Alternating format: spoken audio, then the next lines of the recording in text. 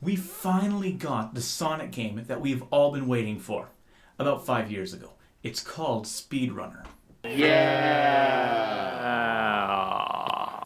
More than being a spiritual successor to Sonic, SpeedRunner is the embodiment of everything that Sonic should have evolved into instead of these 3D games modeled simply to feed off of your nostalgia in the same way that freemium games tend to feed off of a person's inability to resist behavioral psychology.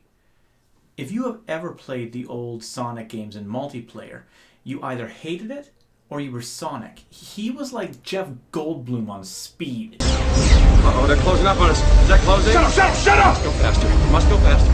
Must go faster. Go, go, go, go, go, go, go, go! He kept going, and I always inevitably ended up playing as Tails. It was completely useless. Now, don't get me wrong, Tails is my favorite character in the Sonic story, despite being a genetic mutation with tails that can rotate in a circular motion like he has some sort of a rotor in his butt. I honestly don't have a clue what was going on with Tails, but he was still my favorite character.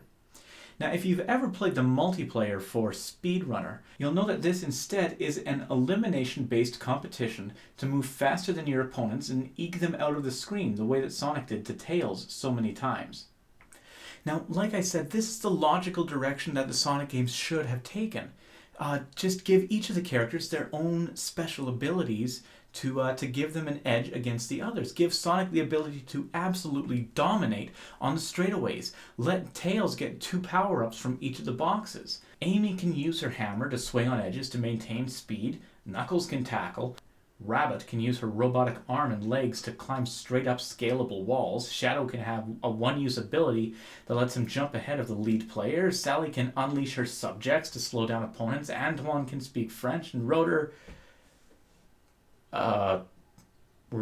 can ref.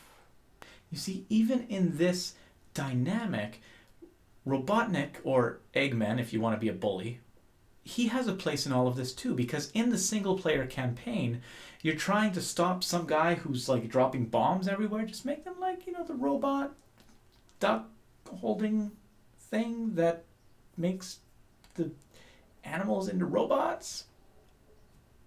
So will the SpeedRunner games pass the test of time in the same way that the Sonic games have?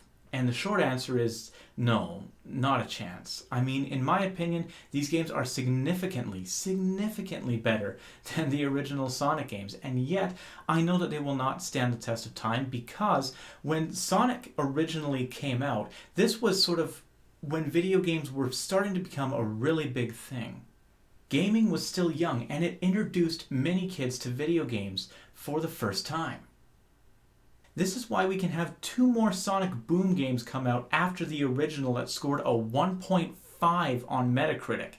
Though better than the original Sonic games, it's not going to pass the test of time because it's not introducing people to video games for the first time. Instead, because we have this gaming community in which games can be put out incredibly fast, and in which games can be accessed so readily, this game, like so many others being released these days, is going to pass out of the collective consciousness of gamers very quickly. Regrettably, and maybe a little bit ironically, the game just didn't arrive on the scene fast enough. Hey guys, thanks for watching. Make sure to like, subscribe, and share this with your friends. Click here for a James on Games, where he's talking about the games that make the player and how early experiences in gaming really help shape and form the way that we view video games in the future.